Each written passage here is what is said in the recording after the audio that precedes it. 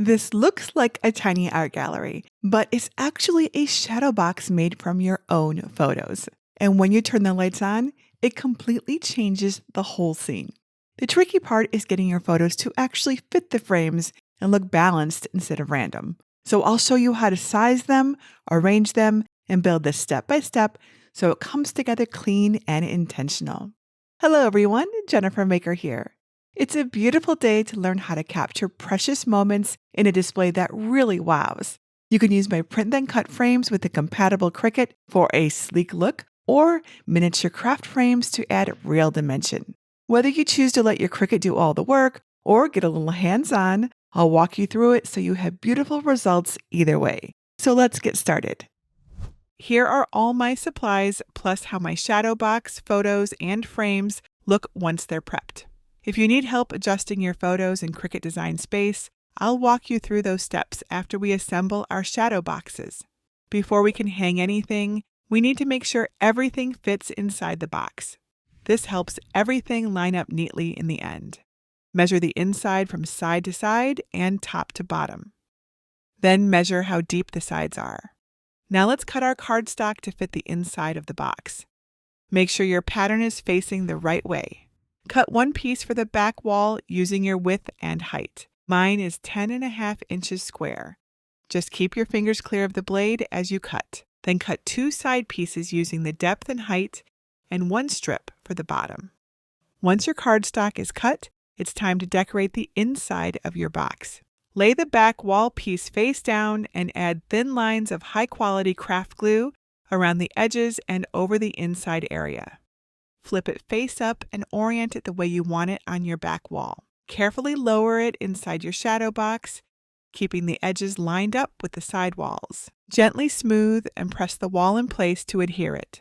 Take one of the side strips and double check that its pattern matches the same direction as the back piece. They won't line up perfectly in the corners, but the design will still flow. Flip it face down and add glue to its back.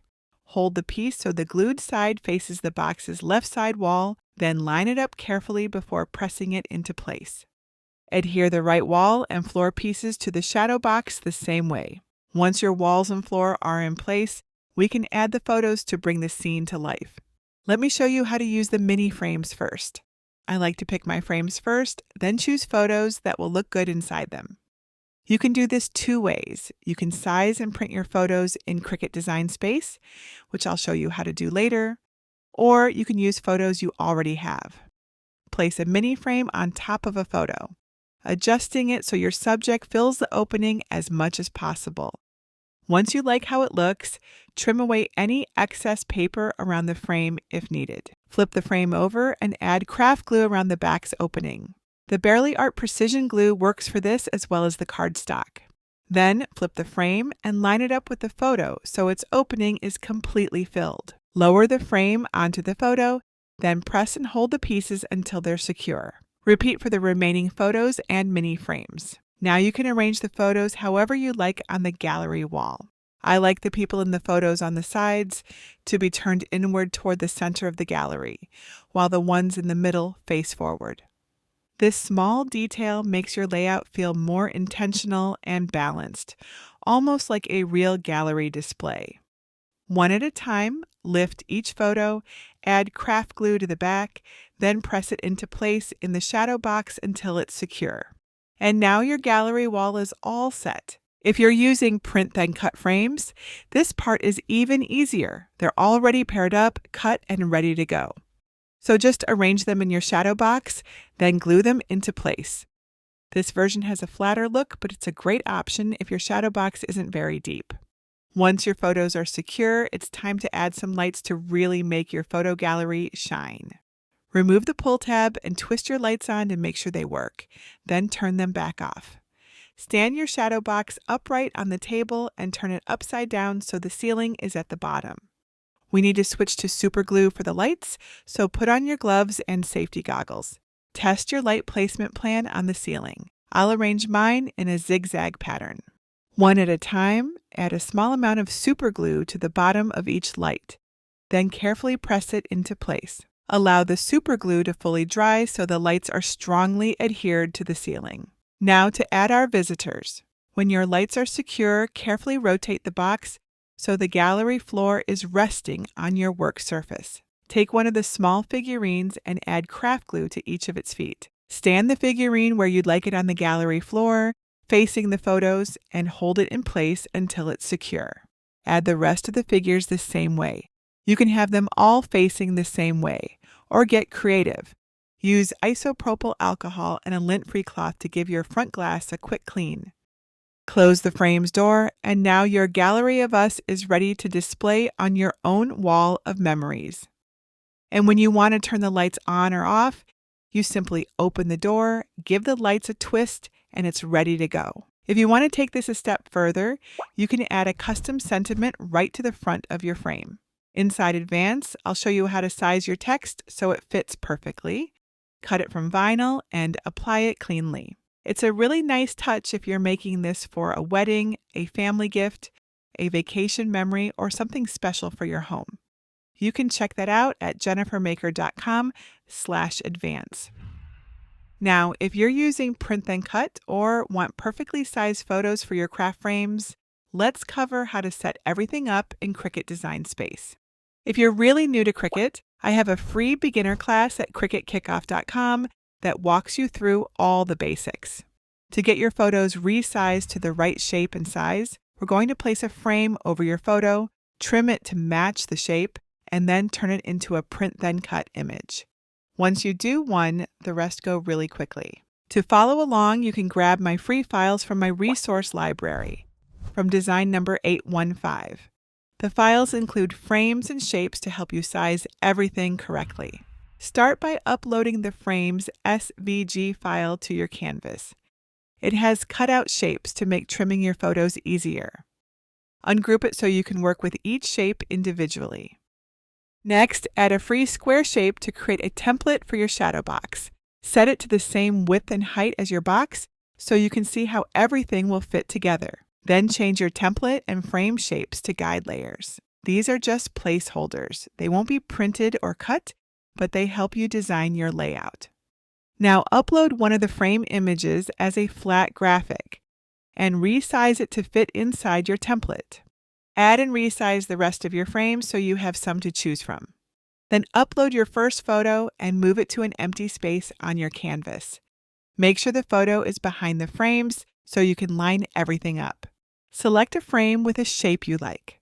Rotate the frame to better fit the photo's important elements if you like. Then click the duplicate icon to create a copy of the frame so you can preserve the original for future use. Move the copy frame onto your photo, then resize and adjust your photo so the important parts fill the frame opening. Zoom in if you need to get a better look as you adjust. Then use a copy of the matching guide shape to slice the photo so it fits perfectly. Delete the extra pieces and make sure the frame is still on top so the image fills the opening. Then select the frame and photo and click Flatten to turn them into a single Print Then Cut image. Drag your finished photo into the wall guide to see how it fits in your gallery.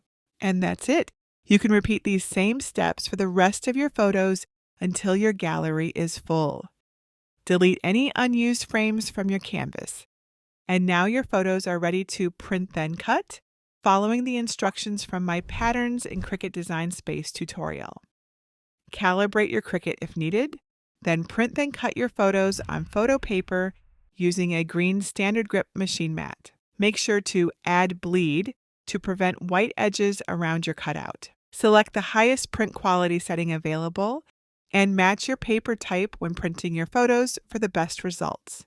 Your Print Then Cut photo frames are ready to add to your shadow box. Adding and adjusting your photos for the mini frames version is similar, but there are a few key differences I want to show you. Open your box and place some mini frames you like inside to create a gallery arrangement, leaving space between them. You don't want to crowd the wall. 8 mini frames fit nicely in my box. Take a picture with your phone in case your box is accidentally jostled. Now you can refer to this layout while adjusting your photos in Cricut Design Space. On a blank canvas, add your gallery back wall template like we did for the previous approach. To make a photo fit a mini frame, add a shape that matches the opening. For this oval-shaped frame with the ornate top, I'll use an oval and unlock its proportions. Measure the frame opening's width and height and add 1/4 of an inch to each so the trimmed photo will completely fill the space. Mine will be 1.5 inches wide and 1 3/4 inches tall. Change your shape to a guide layer, then use the same steps as before to upload a photo for your mini frame. Drag the photo into an empty space on your canvas, then move the guide on top. Then resize and adjust the photo so the subject is inside the guide. Slice away the excess parts of the photo and delete the extra pieces. Drag your finished photo into position in the back wall template to mark your progress. Repeat these steps to measure your frames and your photos for your gallery wall. And now your photos are ready to print then cut. Follow the directions from the beginning of the tutorial to assemble your shadow boxes. Didn't these art gallery shadow boxes turn out just so beautifully? I love how the layered walls, framed photos, and soft lighting come together, turning simple photos into a real display piece. And the best part is, once you know how to measure, design, and assemble everything, you can customize this in so many different ways. You can change the wallpaper and flooring colors, swap out the photos, or even theme it for holidays, gifts, or special events. Now, if you ever run into confusing Cricut issues like design space not behaving the way you expect, or errors with print then cut, because it happens, my Cricut survival guide is full of quick fixes, helpful tips, and shortcuts to help you troubleshoot and get back to crafting faster. Find out more at CricutSurvivalGuide.com. And if you need a Cricut for the precise trimming and print then cut for your photos, check out my monthly giveaway on my blog for a chance to win one of these amazing cutting machines. And that's it for today. Until next time, this is Jennifer Maker reminding you to craft a life you love.